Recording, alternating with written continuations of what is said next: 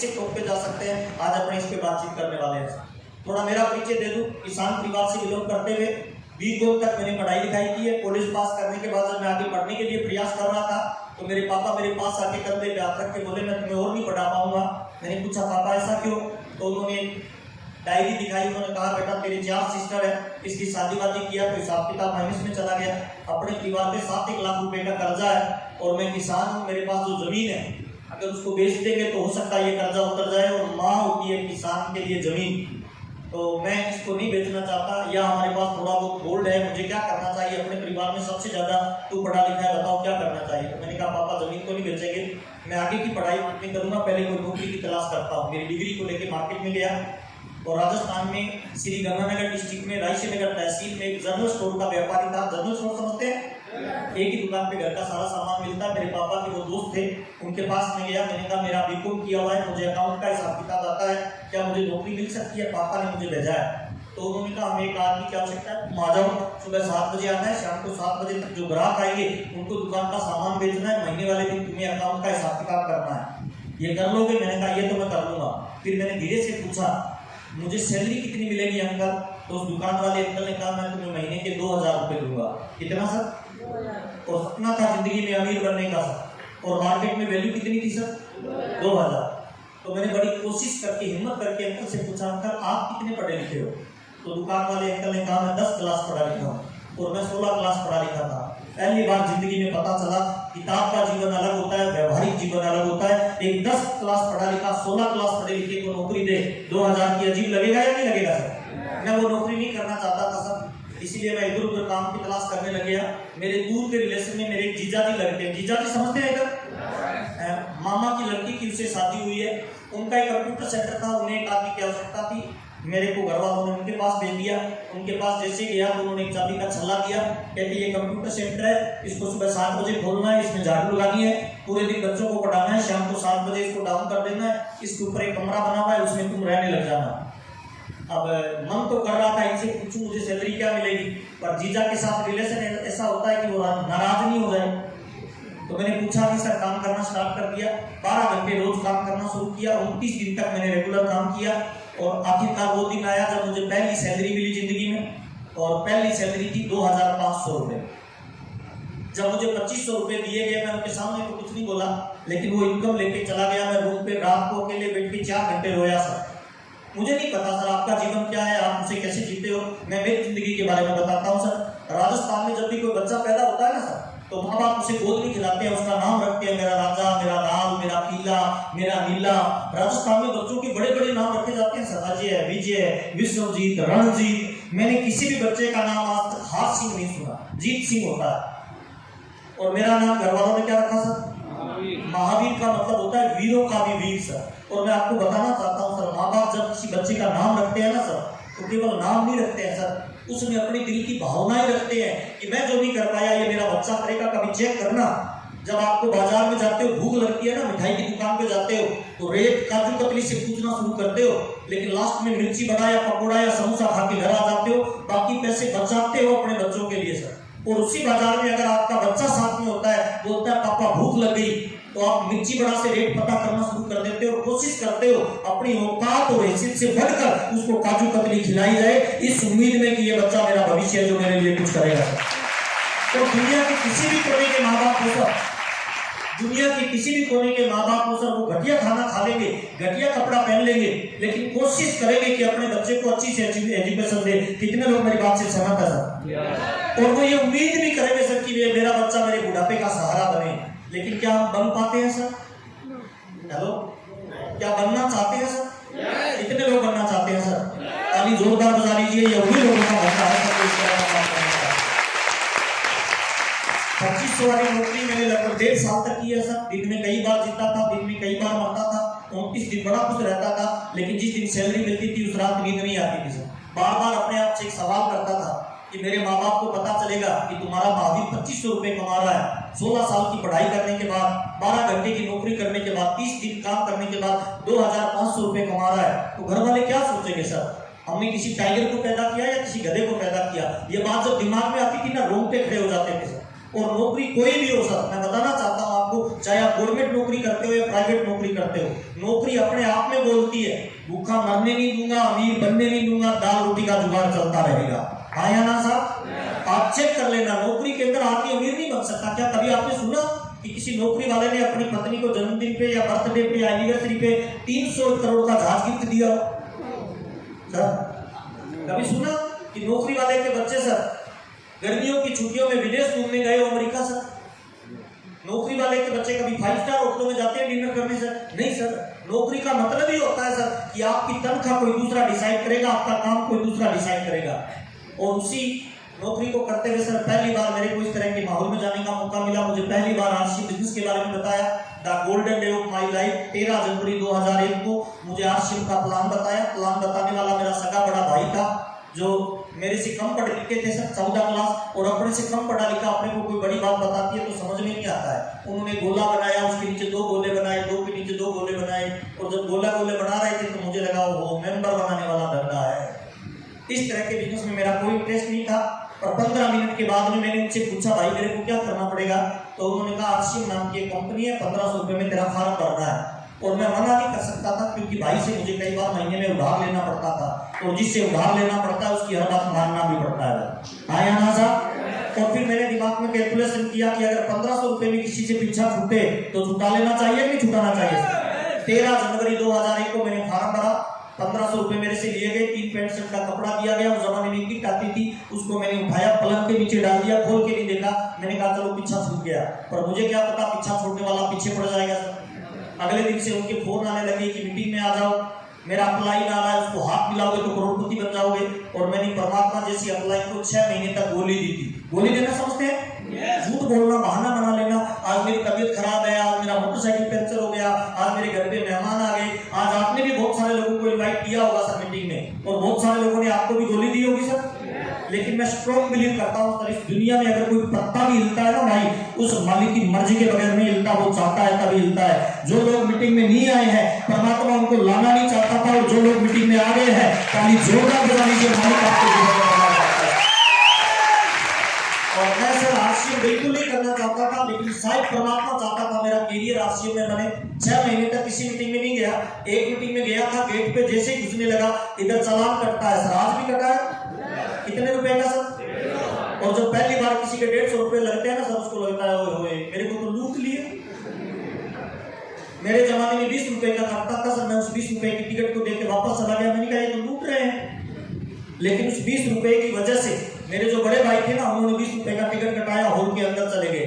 मात्र उस 20 रुपए की वजह से आज वो मेरे से हर महीने 17 लाख रुपए ज्यादा कमाते हैं, मात्र 20 रुपए की वजह से। आज आपने जो टिकट लिया ना सर, ये साधारण टिकट नहीं है सर।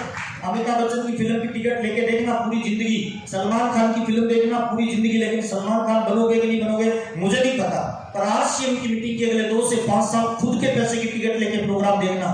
5 साल के बाद आप स्टेज के ऊपर होंगे, पूरा हिंदुस्तान अगर आपकी टिकट लेके प्रोग्राम देखे, मजा आ जाएगा नहीं आ जाएगा?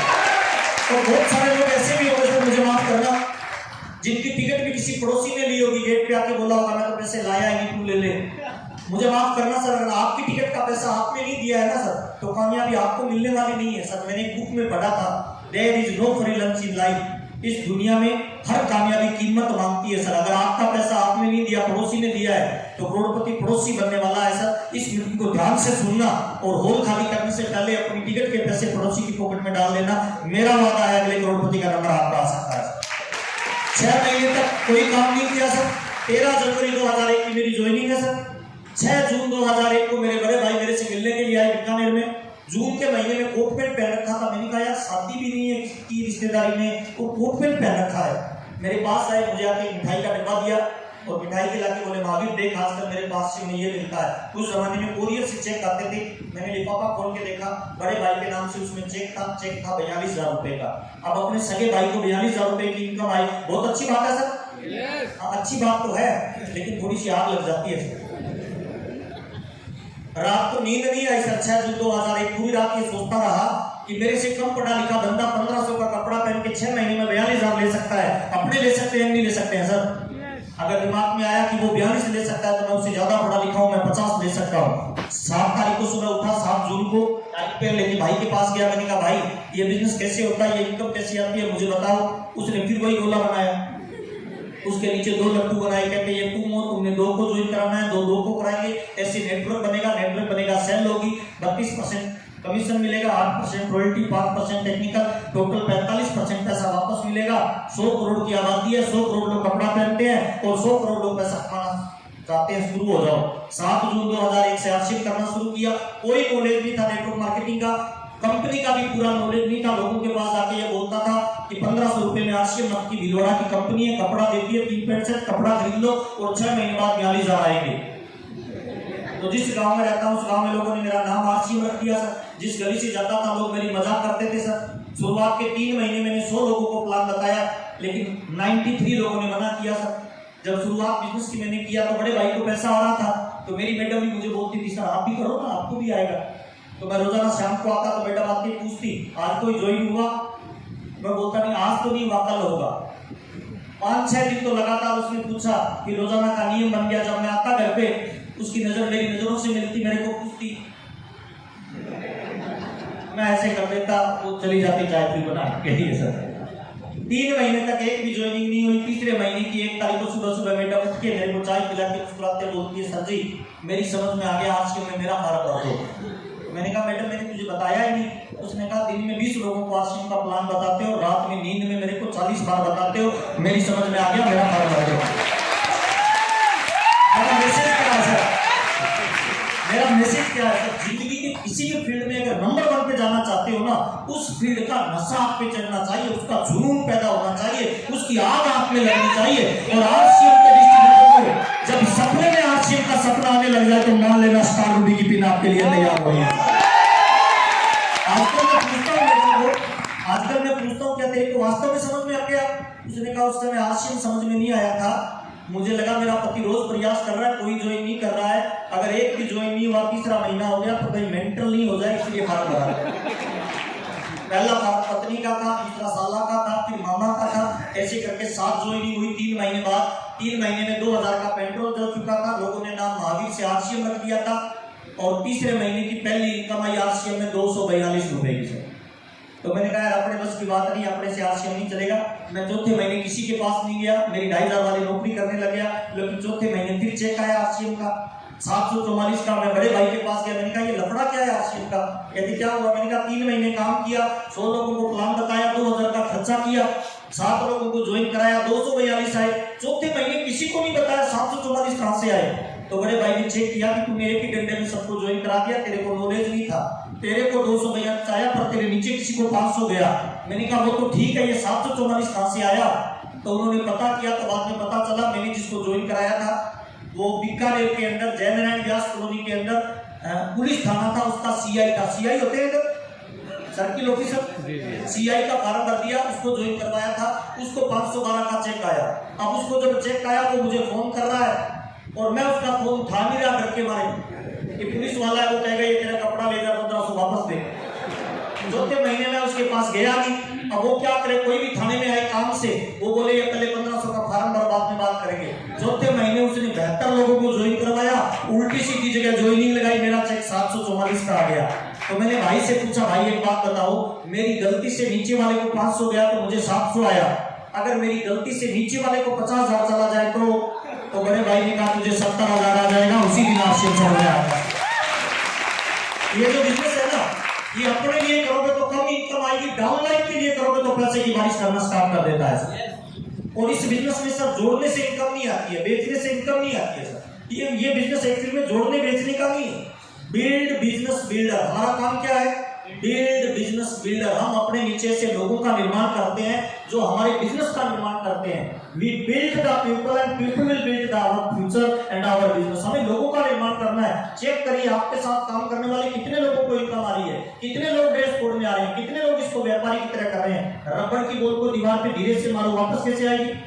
और जोर से मारे तो बस सिंपल फार्मूला है। आपकी टीम में अगर तेजी से इनकम आ रही है तो आपकी पिन भी चेंज होगी, पैसा भी आएगा, नाम सम्मान सब कुछ आरसीएम में मिलेगा सर। मेरे को 22 साल हो गए आरसीएम करते हुए, बहुत पैसा आरसीएम में दिया, प्यार दिया, पैसा दिया, दौलत दी, शोहरत दी, घूमने फिरने का मौका दिया, इतना कुछ दिया।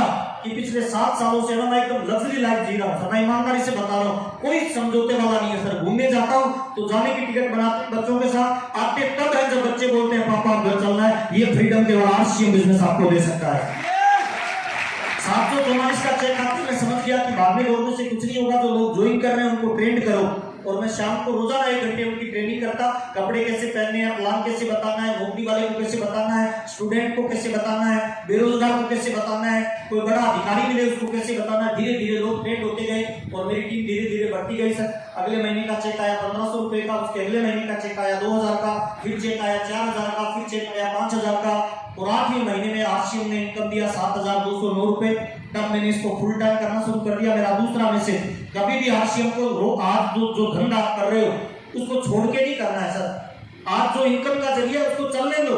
कब तक? जब तक आरसीएम आपको उससे डबल इनकम ही देना शुरू कर दे, तब आपने डिसीजन लेना है कि मेरे को फुल टाइम आरसीएम करना है। मेरी 2500 की नौकरी थी, 7000 की इनकम आई, तब मैंने फुल टाइम करना शुरू किया। और जैसे ही फुल टाइम करना शुरू किया मैं एकदम प्रोफेशनल बन गया सर।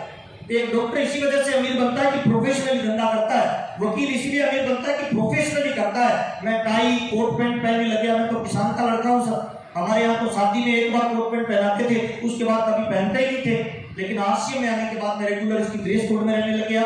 मैं टीम का निर्माण करने लग गया। चेक का साइज बढ़ के हो गया 10,000, फिर अगले महीने की इनकम 11,000, फिर अगले महीने की इनकम 21,000, फिर 22,000, फिर 42,000, फिर 72,000। और जब 72,000 की इनकम आई, हमने गंगानगर में बड़ा प्रोग्राम किया जिसमें लगभग 12,000 लोग आए, और डायरेक्ट मैं पारुल से सीधा रूबी चला गया। मेरी इनकम 2,10,000 हो गई, और तब से लेके आज तक कभी इनकम डाउन गई नहीं है सर। आज पूरे हिंदुस्तान में बिजनेस है, प्यार मिलता है, लोगों का सम्मान मिलता है। स्विट्जरलैंड, सिंगापुर, दुबई मुझे घूमने का मौका मिला, 5 स्टार होटलों में जाने का मौका मिलता है। साइकिल से आरसीएम शुरू किया था, आज मेरा परिवार 14 गाड़ियां मेंटेन करता है। पिछले 1 महीने में आरसीएम बिजनेस से मेरी फैमिली में जो इनकम आई है मेरे नाम से, वो लगभग 8 लाख रुपए से ज्यादा 1 महीने का पे आउट है पिछले का। और टोटल इनकम आ चुकी है दोनों भाइयों की मिला के लगभग 45 करोड़ रुपए से ज्यादा आरसीएम बिजनेस मेरे परिवार में दे चुका है। ये आरसीएम बिजनेस है सर। क्या इस तरह के बिजनेस की अपने को चर्चा करनी चाहिए? इतने लोगों को लगता है करनी चाहिए सर। उसके लिए मैं चाहता हूँ एक बार जोरदार वाली तालियां, सीटियां,